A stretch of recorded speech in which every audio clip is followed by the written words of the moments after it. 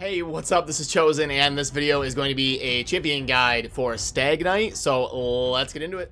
Alrighty, let's go ahead and pull up Stag Knight here in the index. We're going to go to Banner Lords, under Epic, the Spirit Affinity support, and this is Stag Knight. So, Stag Knight is kind of a newer champion in Raid, coming online within the last like 2 or 3 months or so. And as always, for my champion guides down in the video description, I will have a link to one of these little infographics that kind of shows everything, the current masteries I'm using and the grades and all that sort of kind of generalized information. So that will be down there if you want to click on that to view it. So let me put that away here, and we'll get into the masteries a little bit, but I want to make one important note, and that is if you are using in the clan boss, you're going to want to go with War Master instead of the crit damage mastery that I have on there. I want to make sure and point that out right away, because you're going to want the War Master mastery if you're going to be using him in the clan boss. I built mine for faction wars and kind of different utility, not going to be using him in the clan boss, so that's something very important to note on that right away. So okay, diving into the kit here, we've got a base speed of 107, which is amazing. That's one of the higher base speeds in the game, especially for an epic. Typically the highest speed in the game is around 112 to 113, champions like Venus and stuff, but in terms of an epic Spirit Affinity, amazing base speed. The A1 is attack one enemy 2 times, each hit with a 30% chance of placing a 30% decreased speed debuff for 2 turns. We can book that up to a 50% chance if we are willing to spend these 6 books. The A2 is attack all enemies with a 70% chance that we can book up to 95% of placing a 60% decreased defense debuff and a 50% decrease attack debuff for 2 turns. We can get that to a 3-turn cooldown if we're willing to spend 6 books on it. Now, this is an incredible general utility ability. Absolutely insane. We'll touch on that here in a second. Also a passive called Lead the Pack that places a 50% increase accuracy buff on an ally for 1 turn each time the ally has a debuff resisted by an enemy. So one important thing to note on this is it's not every time an ally doesn't land a debuff. So there's 2 different ways of landing a debuff. First, the chance to attempt the debuff has to proc. Then the debuff is going to roll the applying champion's accuracy versus the champion who's trying to be debuffed resistance. So you have to nail those 2 things. First, the chance to try to place the debuff, then you have to land it successfully. So if we pull up the A2 here, it's going to be attack all enemies, 70% chance to attempt to place the debuff.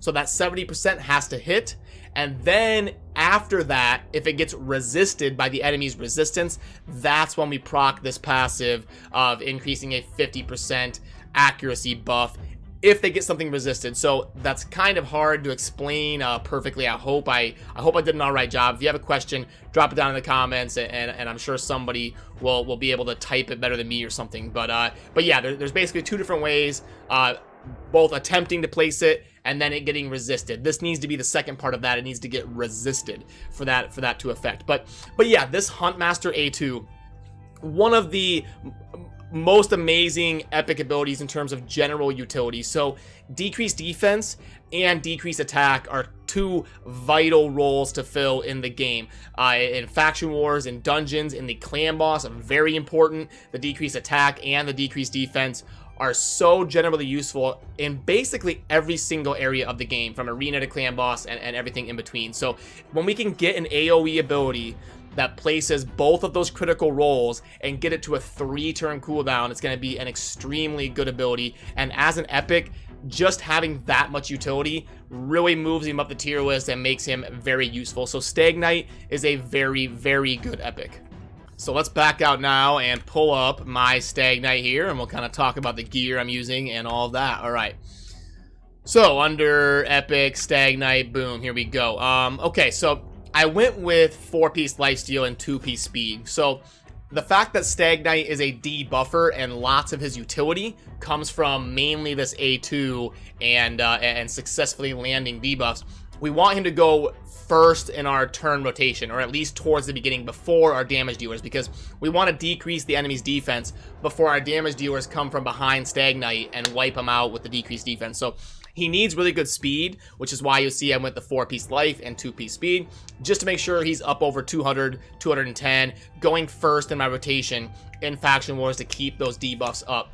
And lifesteal is very good if you're going to be using him in the clan boss or in the Faction Wars. I want him to be able to kind of sustain himself. I'm going to be using him mainly in Faction Wars. If you're going to be using him like mainly in the arena, or if you have really good heals like a Bad Alcazar or something, you might want to use different set pieces around him. You know, lifesteal is not mandatory, but champions who attack with all of their turns are usually pretty good with lifesteal. And he does have a pretty good base defense of 1046, which defense pairs well with lifesteal. So he's not a bad candidate for the lifesteal set. He's going to do damage every turn, and he's got pretty good defense. So he'll have good sustain, constant influx of health every single turn. Now, in terms of the gear itself, the banner, you're typically going to want accuracy. A lot of his value is tied into landing that A2, and even the decreased speed on the A1 is pretty decent. So we're probably going to want accuracy, attack, defense, HP, and speed on the banner here. Then for the amulet, we're probably going to want crit damage. You can go with something like attack or defense as long as it has accuracy in the substat. You should be okay, but I like the crit damage, especially if you're going to give him the 100% crit chance like I'm doing with mine, so that he can do decent damage and kind of constantly sustain himself with that lifesteal. The ring, you've got a little bit of leeway. You want kind of your best blend of attack and defense. So this ring provides a lot of defense because it's got the 6-star base with the 19% on the ring itself. And then I also get the 12% attack roll on it as well. So that was kind of my best blend of defense and attack, which anytime we're going to be kitting someone out in lifesteal, like I said a couple minutes ago, you want good defense on them because it kind of brings more value out of their lifesteal, because those hit points that they recover are going to be tougher to remove. All right, and then the boots, again, typically, since he's a debuffer, we're usually going to want good speed on him. Thus, we're going to want speed boots most of the time with crit rate, crit damage, accuracy, attack, and defense. And you'll kind of see that theme as we go along here. I went with the attack percent chest. The crit rate gloves, because I'm building him as kind of a hybrid between a damage dealer, self-sustaining support champion. So having good crit rate is pretty important on mine, given how I use him. If you're going to be using him as just like a debuffer in the clan boss, you're probably going to build him a little bit differently and try to heal off of your War Master procs. So you probably wouldn't need to go crit rate if he's like an exclusive support, like you're just using him to decrease the defense and decrease attack of the clan boss, and then using him as like a debuffer in the arena. You can build him a little bit differently and not prioritize crit rate. So that's why it's really important to kind of take note how you are using a champion and build them accordingly. The shield, again, the top pieces are a little bit simpler since the base stat is always the same. We're just looking for a good blend of accuracy, speed, defense, and attack. So that's the pieces I'm using there. And then this is the total stats. I would like to get his attack up a little bit, around 25, 2600, but getting the defense over 2k is kind of something I wanted to go for. Obviously, in terms of endgame utility, we want good accuracy. Somewhere between 200 and 260 is ideal. And then the health, we're going to want somewhere between like 30 and 40,000, and the speed over 200 ideally. So, all right, that covers that. And then the masteries, like I said towards the start of the video, you're going to definitely want War Master if you're using him in the clan boss. That's the first thing I want to make sure and touch on. Now, I'm using him in Faction Wars, so I went with the crit damage to help kind of, like I said, that hybrid build where I'm doing a little bit of damage, self-sustaining, and supporting my team. I believe this is probably the route to go on the support tree. Sniper is very, very good on Stag Knight. Let me explain why. So Sniper is going to give a 5% boost to the chance to place a debuff by skills or artifacts. And Stag Knight is one of those rare champions that has a massively important skill with a 95% chance. So we can see here it's 70 plus 25, so a 95% chance. So getting the 5% from Sniper is huge on him, because if you spend the books, it's going to take him from 95 to 100. If you don't spend the books, it's going to take him from 70 to 75, which is a pretty big deal. So either way, Sniper is a really good choice on Stag Knight. And then obviously Master Hexer. Evil Eye is really good for Faction Wars, and we can go for the turn meter based on debuff because he is a debuffer. We want him to get a lot of turns. And also one of the few champions where charged focus is very good, because he's going to be using the main gist of his kit, that A2. Every time he uses it, he's going to have no skills on cooldown because he's only got the 2 skills. So this is never going to be on cooldown. It's an A1. The passive doesn't have a cooldown, and the A2 is the only thing with the cooldown. So when he uses his A2, nothing is going to be on cooldown. So it's basically just a permanent buff to his to the main part of his utility. So Charge Focus, very good on him. It's one of the rare champions that I super recommend Charge Focus on.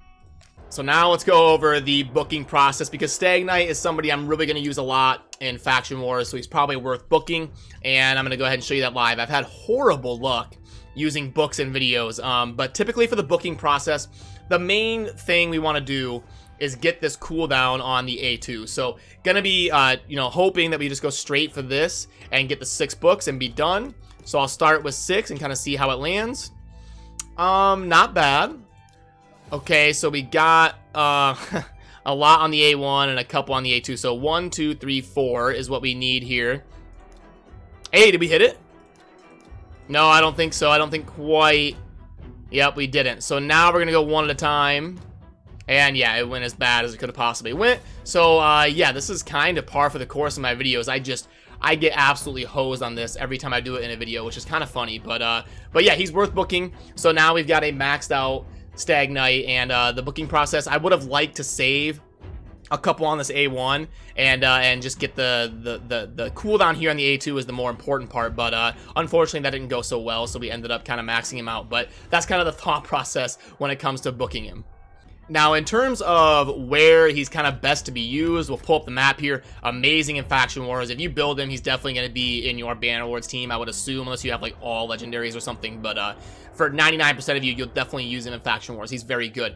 In terms of dungeons, he's just kind of a general debuffer. He doesn't have any special kit ability like stealing shields or stealing buffs or things that, or, you know, heal reduction or anything that would make him like really good in the Spirit Keep or the Magic Keep. So he's just going to kind of be generally useful in most of these dungeons here.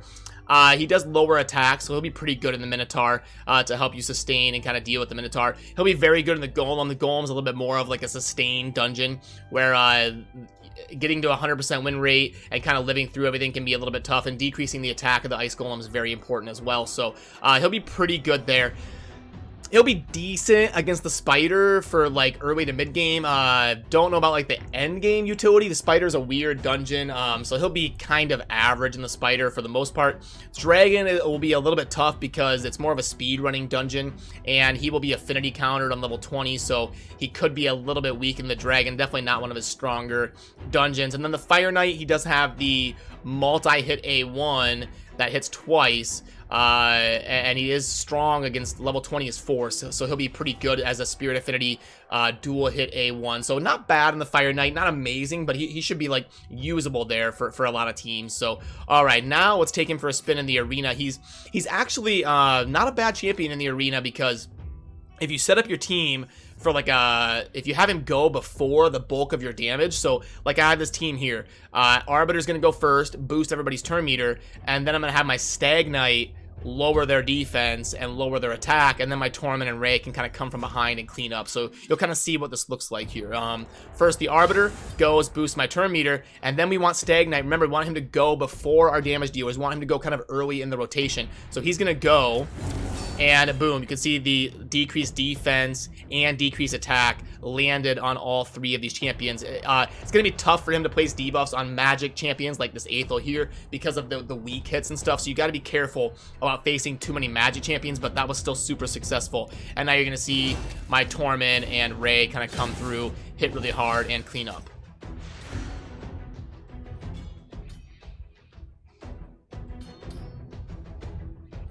So there is that, and that's kind of a standard fight in the arena with him that would kind of look like. So he's pretty good in the arena, and one thing I like to do in these videos is kind of go through and grade them live. Oh, I actually haven't showed him as a campaign farmer. I almost forgot to do that.